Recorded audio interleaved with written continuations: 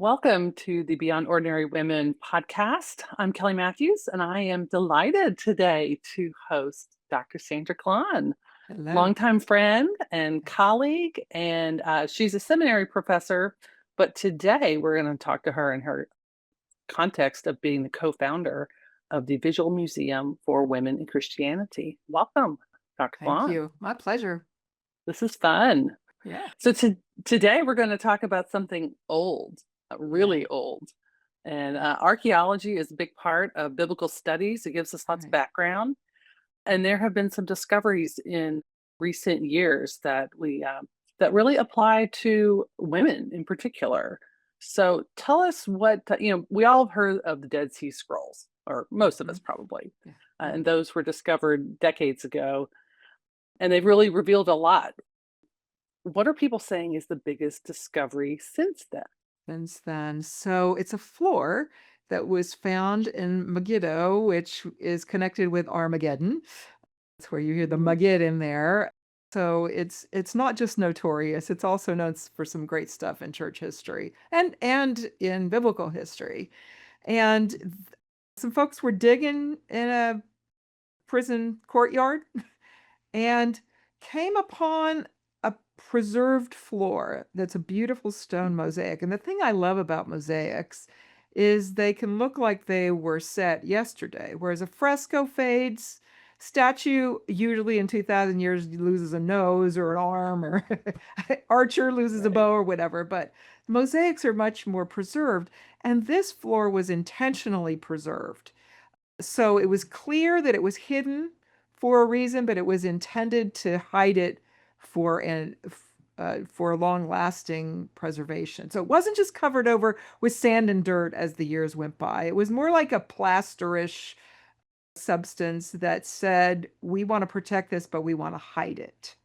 So I should probably back up and tell you why in the world I am a seminary professor who mostly teach writing and all those hard verses about women in the Bible. What do I have to do with archaeology? And because that will be relevant in what we talk about. So one of the courses I teach at a seminary level is medieval art and spirituality. And we take men and women to Italy for about 17 to 19 days every other summer and look at the visual record of the church, which is particularly relevant for women because often when we teach church history, we're teaching about the councils, which are the men gathering. And we can call something church history, which is really the history of the councils. And we need to broaden that to, okay, but what's happening in the church? I liken it to reading the elder minutes and thinking that's all the church is doing, rather than looking at the church bulletin and seeing there's Awana, there's VBS, there are Bible studies, there are meals served, there are prayers being prayed, there are sermons and messages and gatherings. And the visual record does a lot of that. And I have to say that our African American friends in particular have reminded us that the oral history is also legit. We tend to, many of us coming out of a written tradition, prioritize the written tradition over the oral tradition, and then also the visual tradition. So you think about enslaved people, they might not have known their letters, but they were telling stories through quilts, for example. We see something fairly similar in the walls of ancient churches. And so as I'm taking people to these spaces, I'm noticing women predominant in the early church and realizing my own education has been truncated and start noticing the thing I love the best is how often I would see men and women partnering together. You'd see men and women serving communion at the altar. You would see men and women, you might have an ancient church like one in Ravenna we've been to together, where Yeah. one side of the upper wall is mosaics of 22 women martyrs, the other side is 27 male martyrs, and they accommodated because they put the three magi in the first because it's all Eastern women and Yeah. Western men. But you walk into this church that was a worship space for over 1,000 years, and you're flanked by not just the men and women, but their names are written in the mosaic above them. So we can trace who it was the early church is honoring as those who we want to remember and be inspired by. Well, if you Yes. fast forward to the Protestant tradition, we got rid of the saints, and rightly, because in one sense, because we'd read our New Testaments and say, well, if we're calling somebody saints, we're all called saints. You're Saint Kelly, I'm Saint Sandra, right? So we shouldn't be elevating people like there's some sort of spiritual step. But the problem with getting rid of the saints altogether is that we lost the biographies as part of our worship. And Yep. so this course led me to start noticing and collecting. And that led to the Visual Museum of Women in Christianity. Because as I wanted to teach on some of these things, I found that all the photos were behind paywalls. And Yes. Let me so, ask you a question yeah, real yeah, yeah, quick. sure. All right, give us a little bit of background on the museum. We may have covered this in other podcasts, but no telling who's, watching or listening here. So give us a brief just explanation of what the museum is. So it was driven out of the desire to get great visual images outside of the paywall. So we Mhm. got a grant. We've now had two. It's a partnership of Lynn Cohick at Houston Christian, George Kalantzis at Early Christian Studies at Wheaton. I'm at Dallas Theological Seminary. The grant organizations really wanted collaborations, which is great. We have male, female, we have different institutions. George, grew up within a stone's throw of Athens. Athens, he has a beautiful accent. And so we were looking for diversity in our team.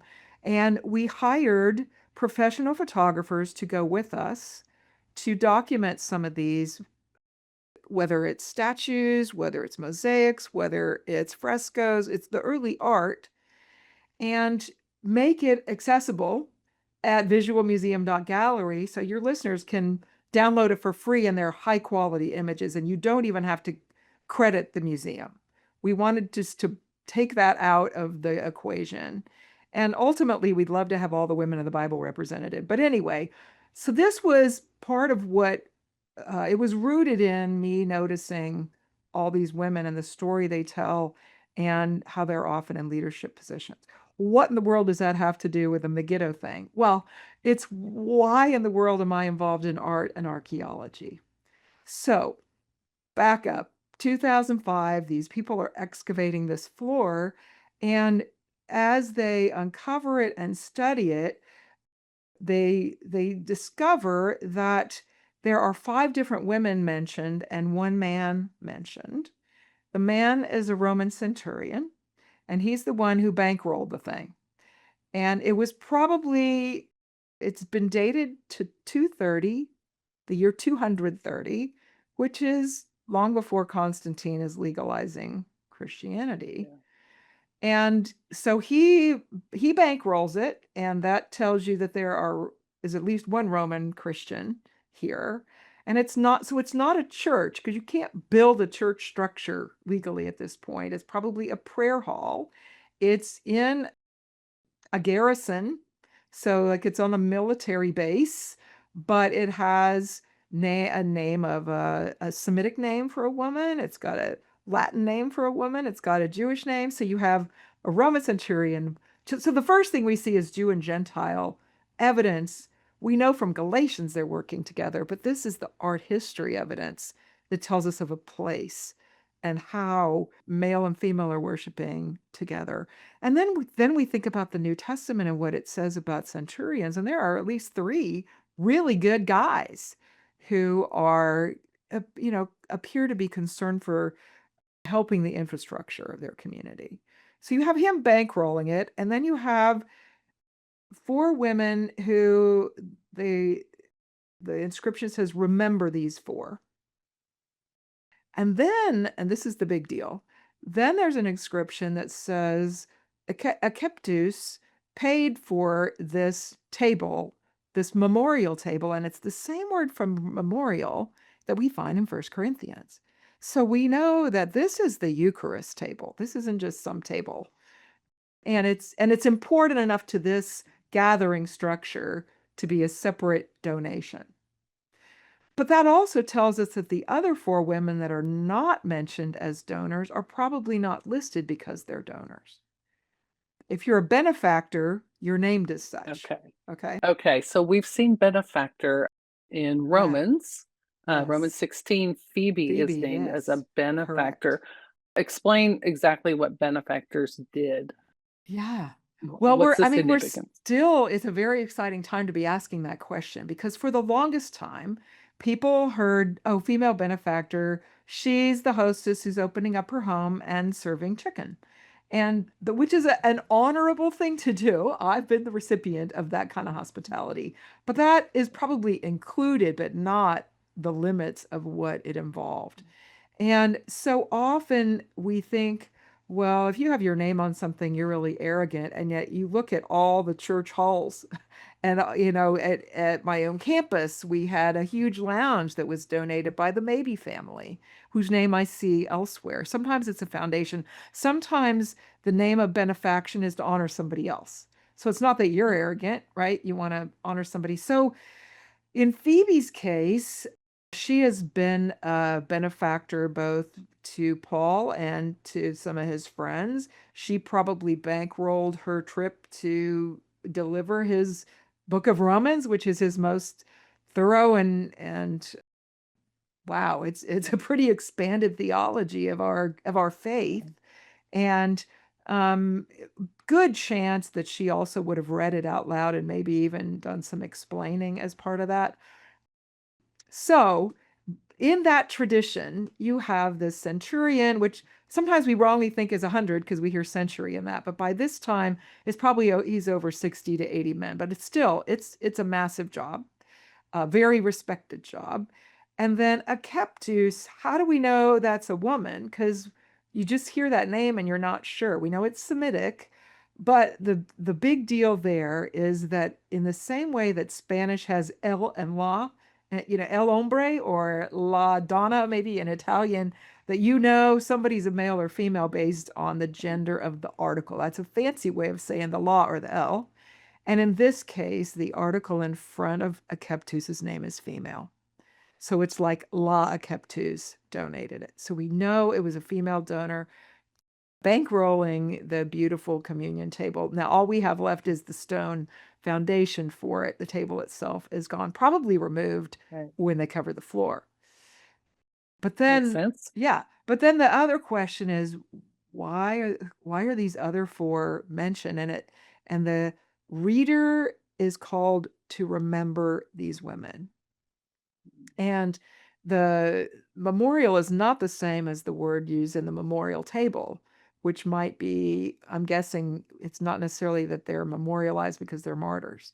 It very well could be they are of the, members of the Order of Widows, which was a church office, as best we can tell in the early church. So to me, it's significant that there are 5 women. The earlier church that we have, the earliest church that we've had up to date, has either the 5 women proceeding to the tomb or more likely the 5 virgins who are waiting for the returning king, So which you think these are connected to some I biblical think allusions? I think is very possible that the church chose to name 5 women in a really early setting to honor. Could have been a wink to that simply because though in those traditions that follow the church year, the last week of the year is Christ the King Sunday, but then it's followed by the first Sunday in Advent, which in the early church, the story for Advent in the beginning was those 10 virgins, 5 of whom were waiting for the king. And Advent's focus is not on Christmas coming and pretending Jesus hasn't been born yet. It's reminding us we're going into looking toward Christmas, but you're going to wonder why it still really hurts. It still really hurts because Yeah. we're in the already not yet. Okay, all of that is interesting. Here's the most interesting thing, and here's where we need to focus. This year marks what? I'm going to ask you, Uh-huh. This is what is the 2025 it is the 1700th anniversary of the Council of Nicaea, of Nicaea and which what? was in 322, Yes, is it 325. Sorry. 325? Yes, Mhm. 325. And and and the mosaic we're looking at is 230. Yes. And what is significant about that is that up to this point, we've had Philippians that tells us Jesus is God. We have the scriptures that tell us Jesus is God, but we haven't had the art record that affirmed that. So when I've taken students to the earliest art in the catacombs, what I find is you might find fish and anchors. You might find the three Hebrew children in the fiery furnace. You'll often find the Jonah story because Jesus uses that to refer to the resurrection of 3 days in the belly of the whale. But what you don't see in the catacombs is Christ on the throne as a king. And that has been, oh, Dan Brown loved that in Da Vinci Code. Of He, course. really Yeah. popularized that, basically the idea that Jesus was just a good shepherd. And you do see the good shepherd a lot in the earliest art. But he got promoted after Constantine. This is the lie. Constantine comes along and now Jesus becomes an emperor and God, but the early church just saw him as a good shepherd, okay? Was And that a that Dan Brown thing? well, it didn't start with Dan Brown. Like the Khan Academy still says it in Okay. one of their videos on the Church of Pudenziana or Praxedes in Rome, in their early art. So it wasn't sort of an academic thing that has been said for a long time. And we didn't have the visual record until, drum roll, we have a Keptus dedicating her altar to, wait for it, Jesus God. Mm. So this, in the quote lips of a woman, in the 2025 celebration of the 1700th anniversary of Nicaea, predates Constantine and the Council of Nicaea by 80 to 100 years. So we have the earliest testimony in writing in the art record outside of scripture that the early church is worshiping Jesus as God. This is not a promotion that he got, it's not an invention.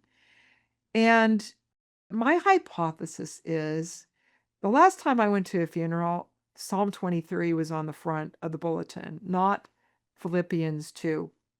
And the reason for that is because it's true that Jesus is God, but when I'm grieving, I want the one who's carrying me through the shadow of death, where I'm fearing no evil because you're with me. And that's a comfort.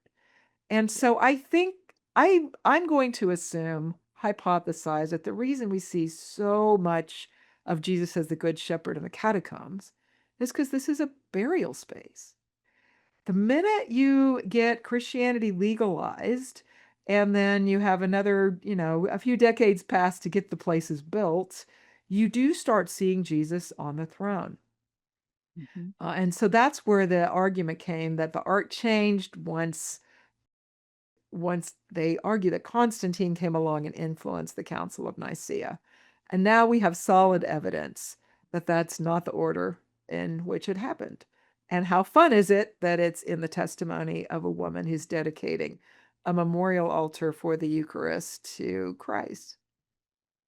I'm thinking of arguments of how involved were women in church Yeah, life, and this yeah, really seems to affirm not only were they, well, like benefactors, like that continued on past the first century with Phoebe, and that yeah. this was a continued practice. So women had agency. They had some of them had money and were Yeah, able some of to them do did. do Yeah, with it what they will, correct. and they were supporting the church.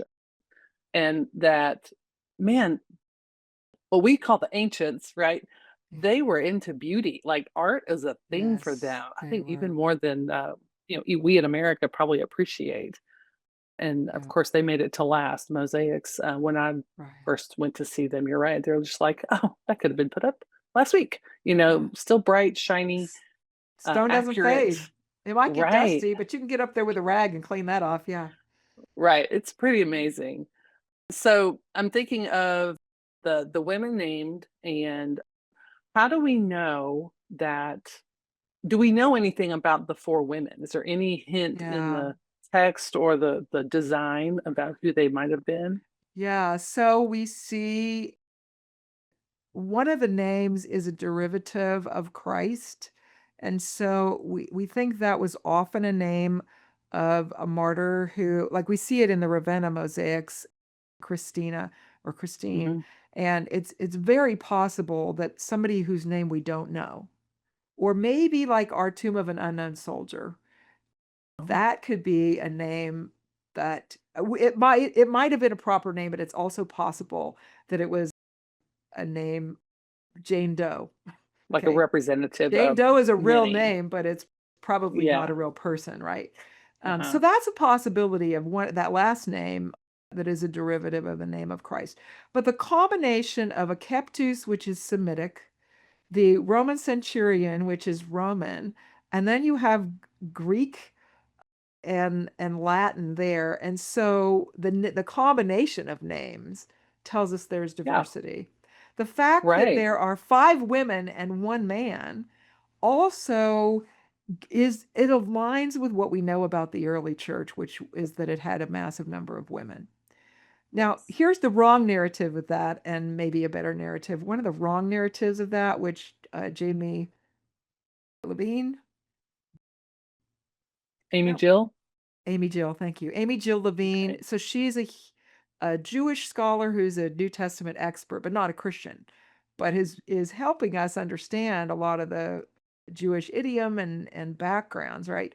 And one of the things that she talks about is how often Christians will say, we had a lot of Christian women because the Jews treated women badly.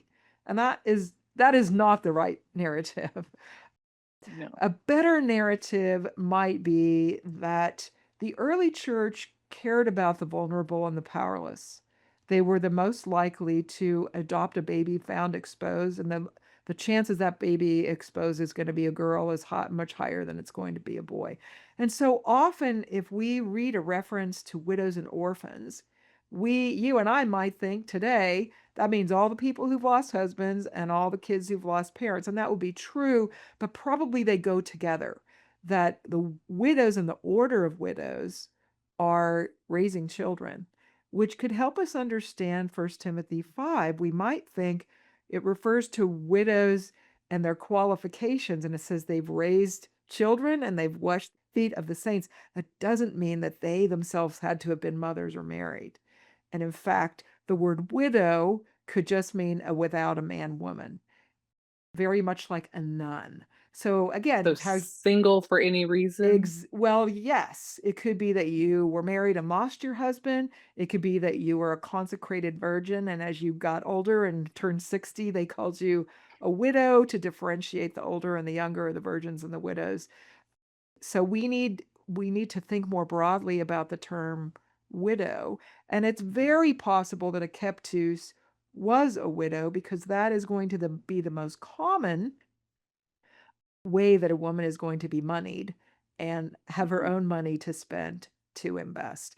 Very likely, Mary Magdalene is going to fit in that category, and the women in Luke 8, 1 and 2 that are bankrolling Jesus and the guys and what they're doing.